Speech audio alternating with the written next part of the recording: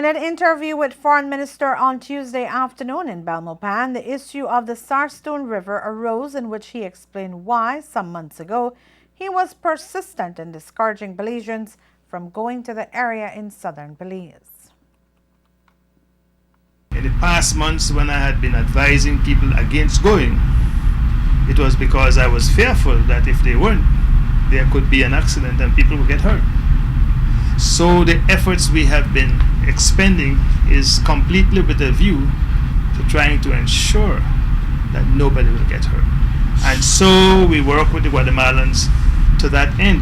Now the Guatemalans have their own problems. Just like how we have people in Belize who get all bent up just at the sight of me, just at hearing my voice. Well, you have people in Guatemala who get all bent up just at the sight of Belizeans in the river, or seeing people ingressing and egressing the river. And some of them are powerful, so that they bring pressure to bear on their governments, and their government respond in a certain way. But ultimately, what has to prevail is our international law rights, or rights under international law. And our rights under international law, as far as we know, gives us the right of ingress and egress on the river. And we cannot not protect that right.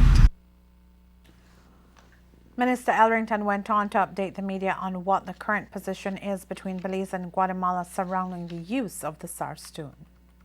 My understanding as of today is that we continue to use it without let or hindrance, and in the meantime we are working on a formal mechanism so that in the event of any untoward incident taking place, we have a way to resolve it harmoniously. Elrington hosted the media brief yesterday in his Belmopan office, in which he discussed several other areas, including the recent meeting in Cuba, as well as the upcoming launch of an investigation by the Organization of American States into the death of the Guatemalan child in the Chiquipul area of the Cayo district.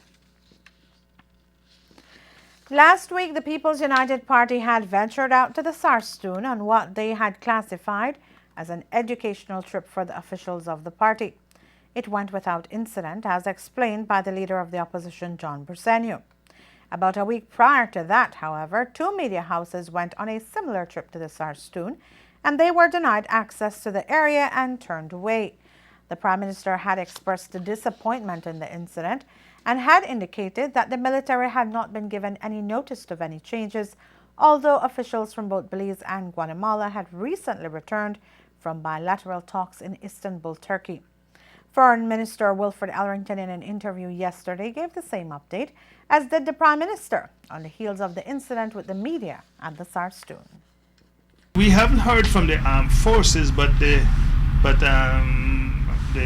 what we got from the Ministry of Foreign Affairs was that the Foreign Minister had not had enough time to be able to brief the military as to what, in fact, we had agreed in Istanbul.